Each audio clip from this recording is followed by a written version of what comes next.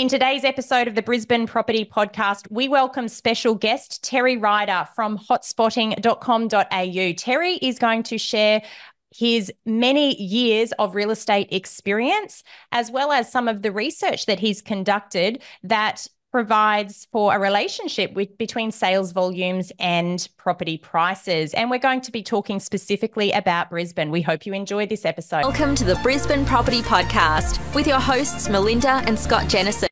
Hi, everyone, and welcome back to another episode of the Brisbane Property Podcast with Scott and Melinda Jennison. And today we've got a special guest. We've got Terry Ryder from Hotspotting. Welcome, Terry. Hi, Scott and Melinda. I know you've had a busy time lately. How are you holding up? We have had a busy time. It was fantastic to see you in Sydney last week, and we are holding up okay. So today's episode I'm really excited about because, Terry, we met, 12 months ago, I think, at the Property Investment Professionals of Australia annual conference, and we have got to know each other a little bit better since then, and I'm absolutely fascinated with a lot of the research that you put out. So I'm super excited to have invited you onto the Brisbane Property Podcast to share with our audience some of the information that you obviously provide to consumers. Now, for those that don't know Terry Ryder, he has specialised as a researcher and a writer on Australian real estate since 1982. Some would say you're a veteran at this. Is that what you're known for, Terry? Happens to be one of my least favourite terms, a veteran. It tends to age a person.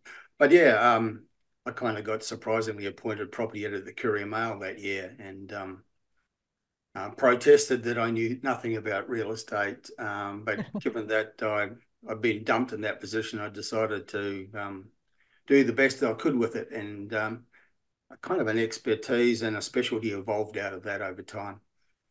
You've also represented Queensland or been a Queensland property correspondent for the Australian Financial Review as well. And also you're the author of 4 real estate books. More recently, you've been a regular real estate columnist for the Australian, and currently you write a regular column on the Property Observer website. You're quite a busy person. As well as that, Terry contributes regular articles to The Money magazine. You're frequently sought after by television, radio magazines and newspapers for your knowledge and analysis of real estate issues. And in fact, that is one of the reasons why we have brought you onto the podcast today, because I know that you do a lot of very insightful research, and I'd really like to unpack and share some of that research with our audience today. And for those that don't know Hotspotting, that is the business that Terry founded. It is a website to assist real estate investors. It's been around since 2006, and this business provides specialist services to property professionals, including custom-built location reports on property markets and reaching out packages for marketing products. I hope I've got all of that correct. You have your hand in a lot of areas, and we're really grateful to have you on the show today. It's always a pleasure to come on and talk about real estate, my favourite topic. I think it's such an important one, isn't it? It's something that affects pretty much every citizen of this country, one way or the other. Terry, I think, as Melinda mentioned, since 1982, I'm sure our listeners at the moment will be thinking there's a lot to learn in this episode. Your experience, your expertise in real estate, and obviously your passion for it. I think there's a lot that people can get out of what the information you share, the data. I know Melinda will probably talk a lot today because it's going to be pretty data heavy between you guys. But yeah, look, I think it's exciting that our listeners can hear someone like yourself, and thank you again for taking the time. And I'm sure they'll get some great things out of today's episode. Terry, what motivated the transition between, working in the property journalism space, I guess you could say, and then moving into the hotspotting business? What was the motivation behind that?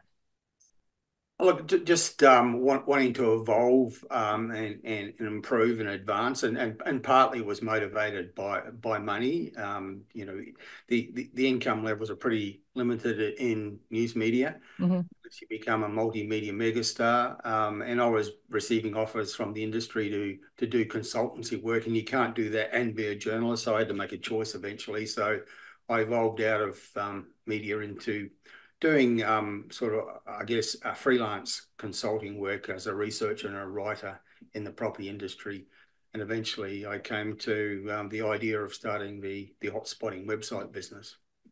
And I know a lot of property investors really follow closely with the work that your company produces because you do provide a lot of resources. Some are free for consumers to access, and others are, paid reports for professionals in the industry or others that are seeking more in-depth information.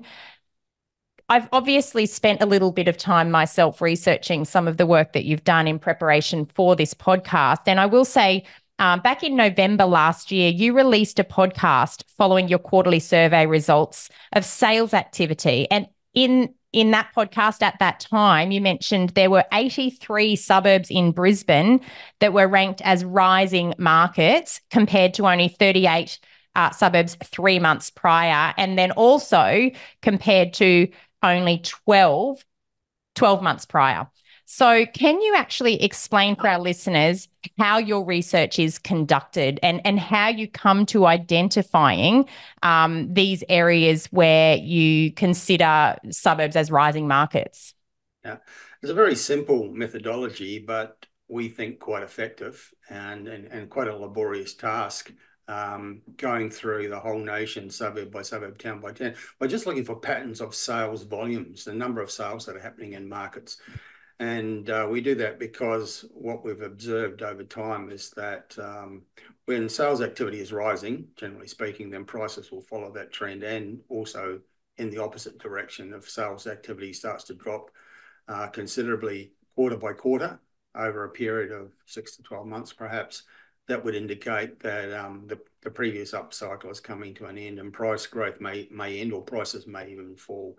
So in a nutshell, that's what the methodology is. There's a few twists and turns involved in it, including recently, and we'll talk about that in a little while, I think. But that is basically the methodology. We see sales volumes as a forward indicator of what will happen with prices. There's always a time lag for the market to react to a change in activity.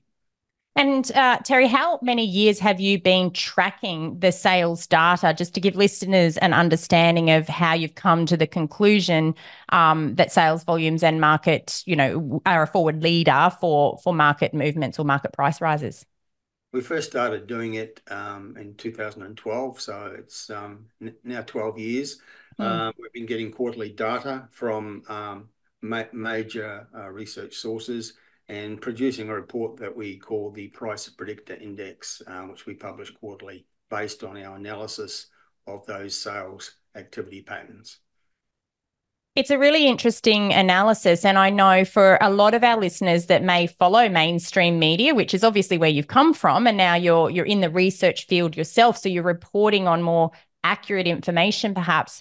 A lot of people find an association or talk about an association between interest rate movements and property prices. And I know when the very first interest rise happened, what was it, nearly 2 years ago, just over 2 years ago now, it was Armageddon in the media in terms of, the predictions in terms of what's going to happen to property prices because interest rates were rising.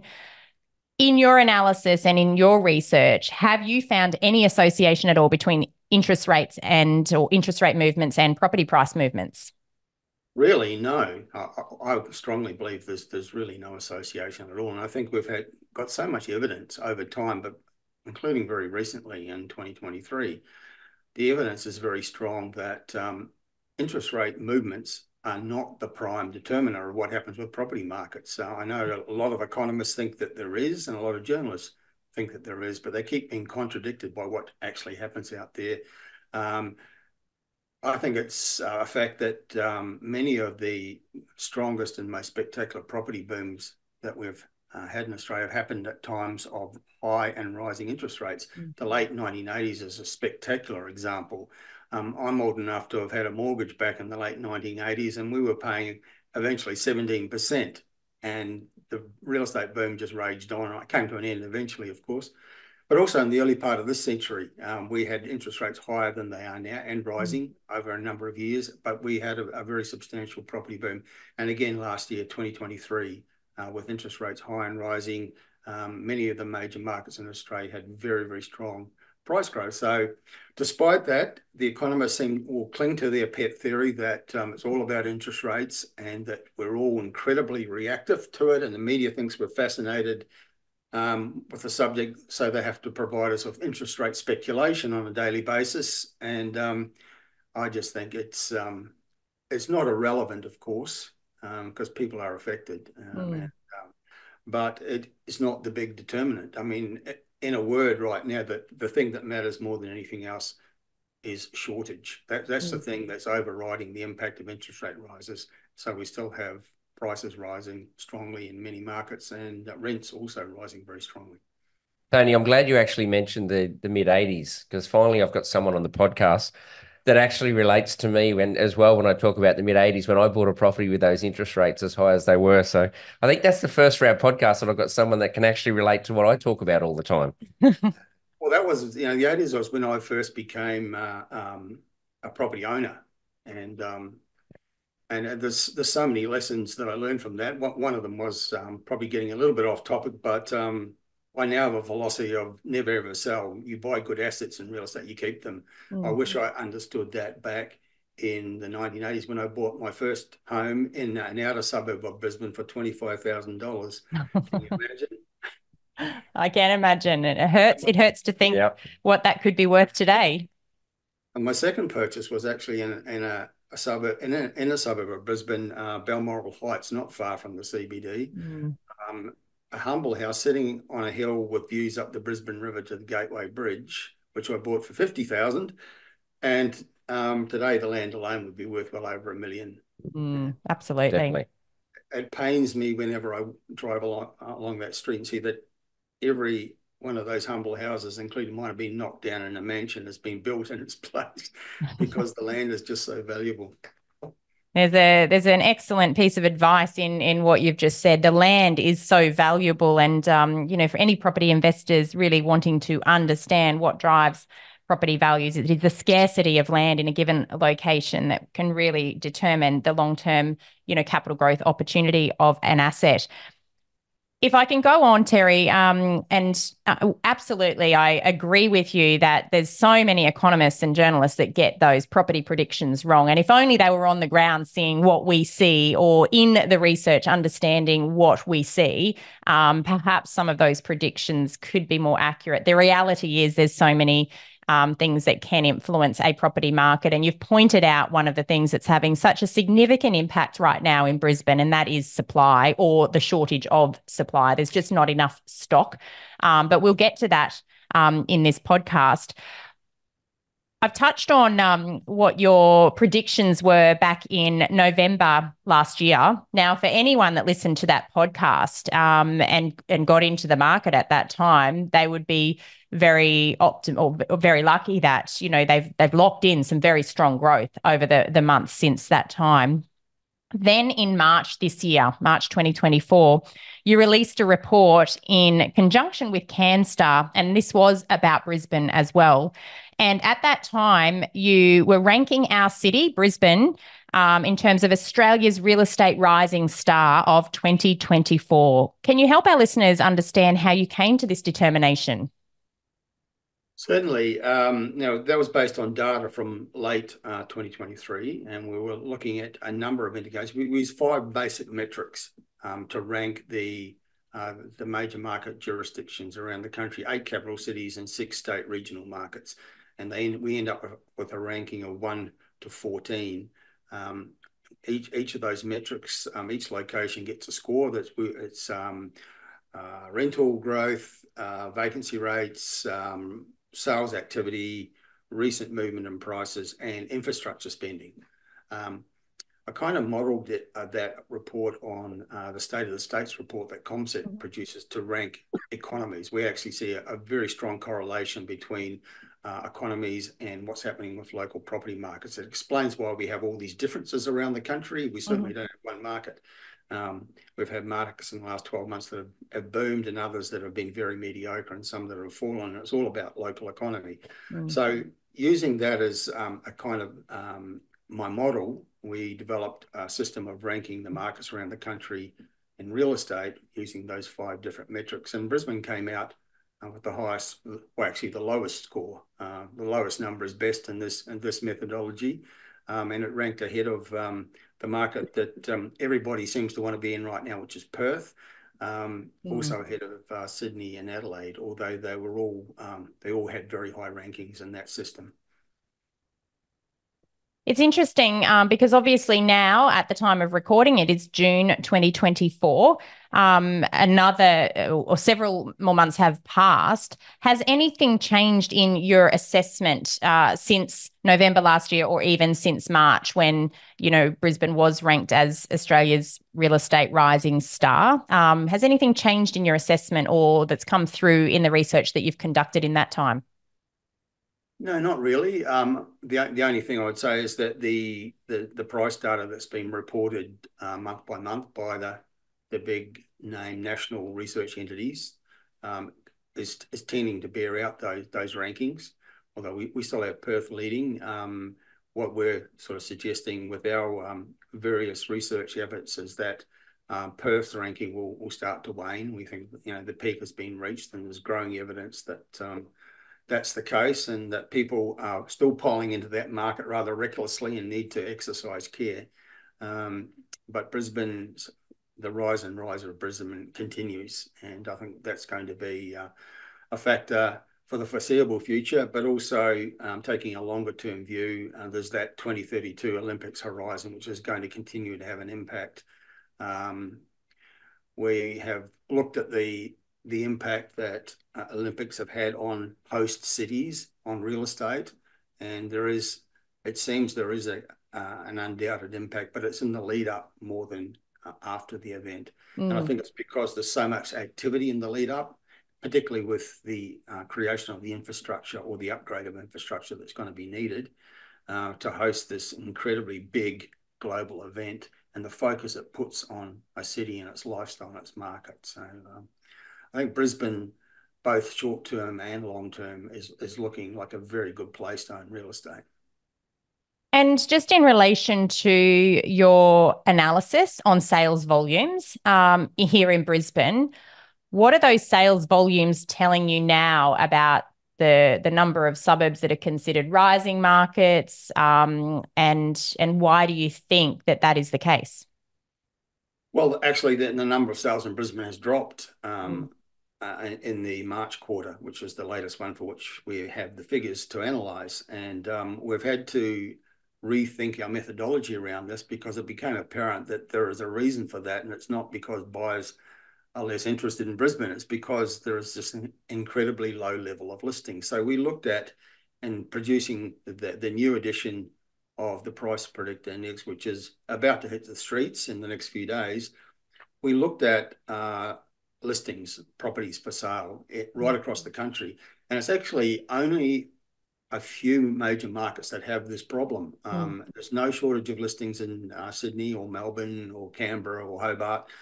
But it's interesting that the 3 cities that do have a major shortage are the 3 cities that are leading on price growth, and that's Brisbane, Perth, and Adelaide. And it brings us back to that original single word theme that we mentioned earlier of shortage. There's no lack of demand in the Brisbane market. What there is a lack of is good supply, particularly quality properties. And I know that you, as one of the leading buyers agents for Brisbane and in the country, are coming up against this problem all the time, that people are wanting to buy, but it's hard to satisfy all the requirements based on the low level of good listings that exist. Terry, I just want to jump back quickly on that when we're talking about the ranking of Brisbane, and you talked about rental growth, vacancy, sales, etc., and then infrastructure. Obviously, that'll have a big impact on how Brisbane performed, because then you touched on the Olympics 2032. Yeah. So obviously that will have a big impact with the infrastructure that's either happening or planned for Brisbane, which would have helped for those rankings, no doubt. Yeah. Like if I had to isolate one factor that more than other causes property prices to rise dramatically, it would be the infrastructure factor. Now, we've seen that in markets around the country over time. Sunshine Coast is a wonderful example. It was transformed from a large tourism town, which had 10 years of zero performance on prices, into one of the most dynamic markets in the country. And it all happened through a big infrastructure spend. We're seeing many other examples of it. So that's the fact that we do look for in choosing the places that we recommend to our customers around the country. So Brisbane already has a big infrastructure spend having it that's not related to winning the rights to host the 2032 Olympics. It's already got, the Cross River Rail, the upgrade of the airport. There's just so much happening in the infrastructure space in Brisbane already, and there's more that has to happen because of the Olympics. If the state government could just get its act together and make some sensible decisions about it, it will have to happen eventually. But, and the impact's quite widespread because it's not just Brisbane that's hosting the Olympics. The Gold Coast has a share of the action, the Sunshine Coast, the Toowoomba gets some of it. The Sunshine Coast, for example, has been promised a rail link forever, and now they have to deliver it because they cannot realistically host half a dozen major events in the Olympics if they don't have a rail link. And so that's now starting to be delivered. So it is a big catalyst for more to happen. So the thing about infrastructure is it creates all this economic activity and jobs. People come to Brisbane to work in those big projects, and of course they need somewhere to live. And many of them will come perhaps intending to come for a year or two to work on a big project, and they'll like the lifestyle and the climate, and they'll decide to stay. And so there's a long-term impact. Plus, the infrastructure that's created creates ongoing impact. It's not just the building of it. If it's a new hospital, a new university, there's more jobs actually in running it than building it. And if it's a new rail link or upgrade of a motorway, that can have a major impact on a location by improving access and making it more desirable. So there's so many ways in which that single word, infrastructure, is perhaps the most important word of all. And it's fascinating that you're really highlighting that, because it's something that we've talked a lot about on this podcast. And we've also highlighted to individuals who are looking to invest that not necessarily all locations will benefit from this infrastructure boom in the same way. And there's going to be some areas that will experience a higher level of benefit. So, that's getting an understanding of what's coming and where it's coming. And of course, it will lift the economic activity in the entire region, which is beneficial for all. Can I ask you, obviously we've talked about the fact that in Brisbane listings are significantly lower than our long-term average. And in fact, CoreLogic just at the beginning of June mentioned that listing volumes are now down 34% compared to our 5-year average here in Brisbane. And I know SQM research data has also showed that listings are actually lower year on year. And we've also got typically listing volumes anywhere between sort of 25,000 to 30,000 properties in total. And at times that's been down to as low as 15,000 up to sort of 17,000 just more recently. So this is a major sort of situation because demand really has shifted. Even if demand had stayed the same and we've got fewer properties, there's too many buyers for the number of properties available for sale. And that's why we're seeing this price pressure. We're seeing these prices elevate month on month. And,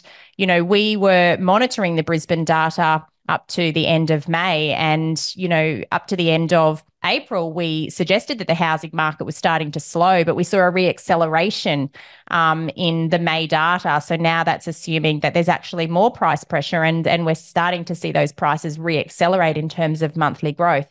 Can I ask your professional opinion, Terry? I mean, we study Brisbane, but you're looking at a lot of data that we might not have visibility over. What are your expectations for prices in Brisbane in the next 12 months and 5 years? And specifically, What are your expectations in different segments of the market? For example, the unit market versus the housing market. I know it's a big question to answer, but I'd love your thoughts. Yeah, well, certainly this year and beyond into next year, we're seeing Brisbane prices continuing to grow. The latest data, the headline has been that Brisbane has overtaken other cities to become the second most expensive. So there was always that capacity for Brisbane prices to grow because of the differential with Sydney and Melbourne in particular. It seems to be because Melbourne hasn't been producing any price growth. Brisbane's at the point where it's now becoming a higher priced city.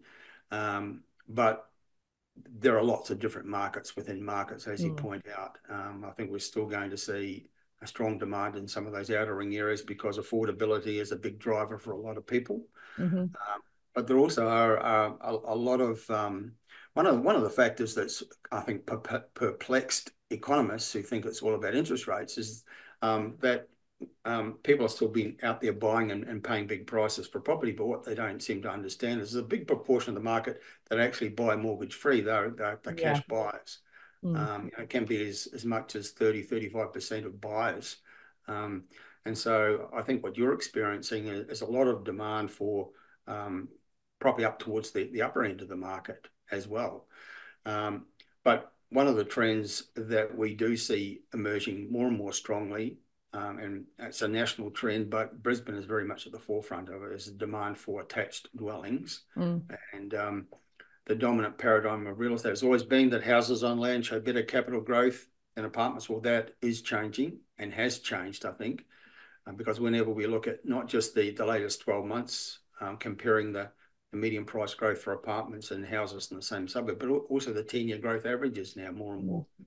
And Brisbane's a great example of that. Right throughout suburban Brisbane, you can find examples where attached dwellings are outperforming houses on land for capital growth in the longer term as well. And there's a lot of different cohorts that are feeding that. It's not just about affordability. It's about lifestyle as well. A lot of people, downsizers are a big component of the market. They're not necessarily wanting to downsize in quality, but they want to get rid of the stairs and the green bits. I can identify with that. I recently downsized from acreage to a suburban block. I also wanted to get rid of the swimming pool, which had turned into a money pit. It wasn't being used so much now that the kids are grown and moved on.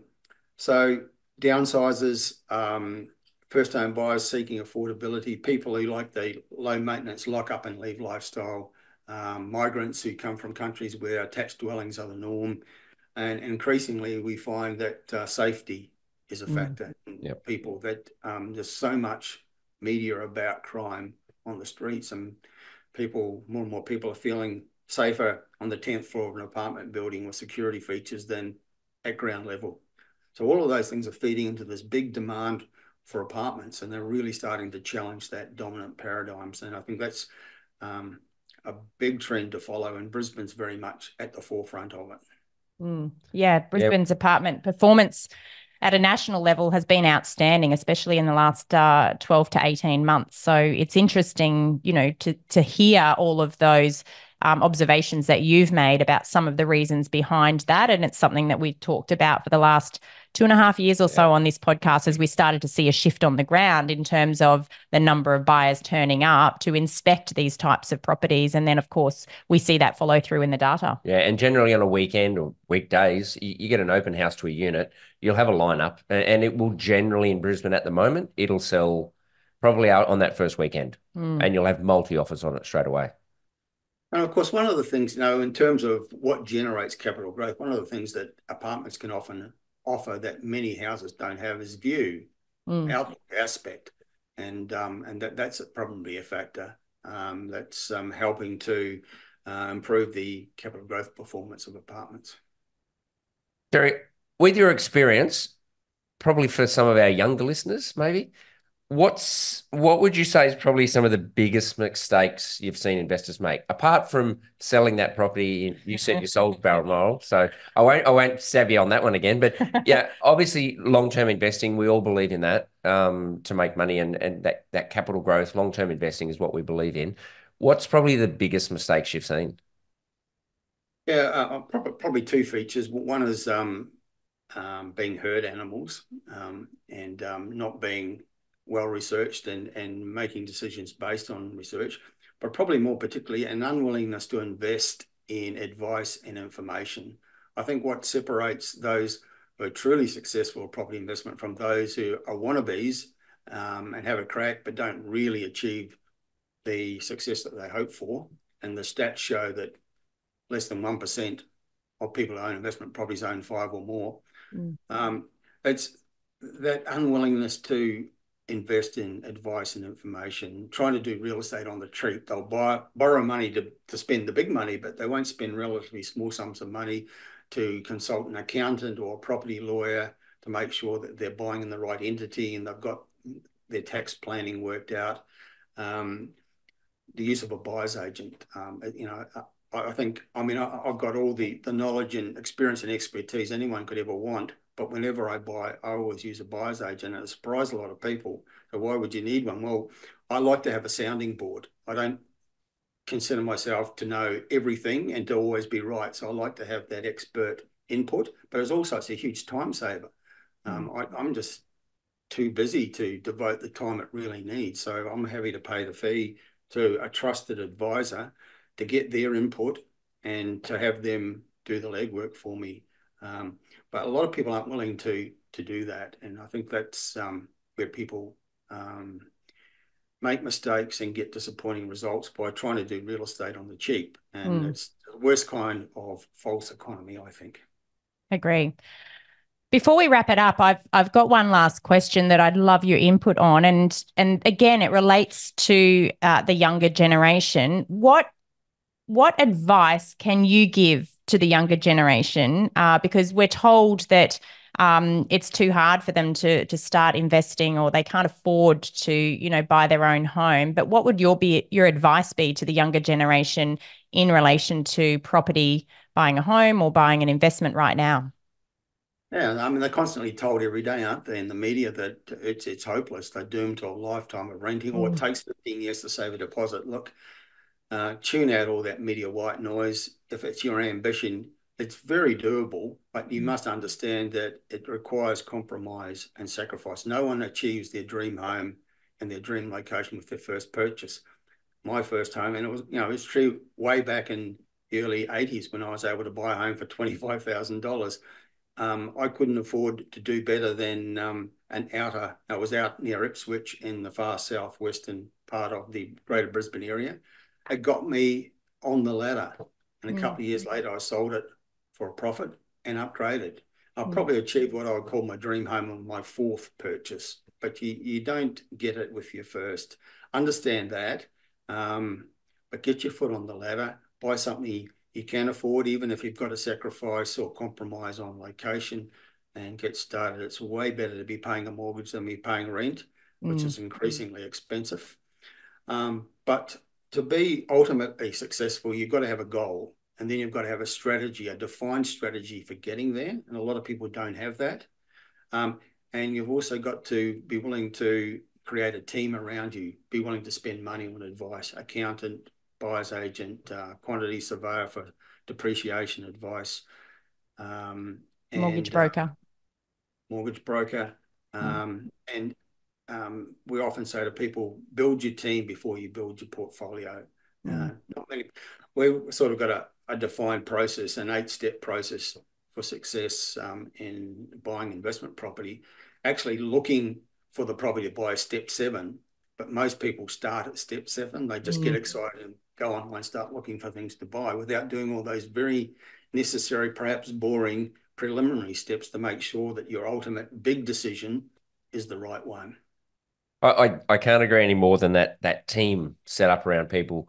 So many times you hear people listening, and we love our families, don't get me wrong, but you listen to the families, the brothers, the mum and dad, the barbecue at home, and someone's telling you to buy this. Younger ones these days do want all the bells and whistles sometimes. So start, as you say, crawl before you walk. The other thing, and we've got 3 boys, so we can relate to this as well. And I have talked about this on the podcast as well, where we used to grow up with mum and dad and we'd take a thermos to make a coffee or a tea if we're going out somewhere, as opposed to having your fancy latte or your mochas or whatever they are. So that maybe is a little bit of a sacrifice you need to give in to afford to get into property, because long-term wise, you'll make more money out of that. I thought COVID in a way did Australia a favour, because people were forced into lockdowns and they couldn't go out and socialise and spend in restaurants and nightclubs the way that they normally would. It showed people what the possibilities were through a bit of discipline and actually saving some money and not spending all your earnings. So applying the COVID lockdown lesson gives young people a clue to how they can achieve that big goal. But it does involve some discipline and some sacrifice. Yeah, definitely. Look, Terry, thanks so much. I'm sure our listeners got a lot out of today. But if they want to get in touch with you, what's the best way to get in touch with you at Hotspotting? Well, just go to the hotspotting.com.au website, or they can email me directly, ryder@hotspotting.com.au. We'll always respond. If they email me with a question, there's all sorts of ways in which we can help people with one-off reports they can buy, or strategy sessions, memberships at various levels and prices to help people get access to information. I think that the key thing is that there's all the information anyone could ever want is out there, but it's understanding what it all means. It's the hard part, and that's probably where we can be most helpful to people. Perfect. And I'm sure it'll all go in the show notes too, that information for our listeners as well, so they can get in contact. Look, mate, thank you very much for taking your time. Really, really appreciate it in your busy schedule. As usual, I will let Melinda wrap things up for today. Thanks very much, listeners, and take care. Bye for now. Thanks again, Terry. Really appreciate your time. You're most welcome. Yes, we really appreciate you sharing all of that knowledge with our audience today, Terry. And thank you again for coming on to the Brisbane Property Podcast. For our listeners, as always, if you have enjoyed this episode, please share this episode with friends and family so that they too can benefit from some of the knowledge that Terry has shared with us today. As always, also, if you'd like to leave us a review, please do so. And we look forward to speaking with you again next week. Until then, bye for now.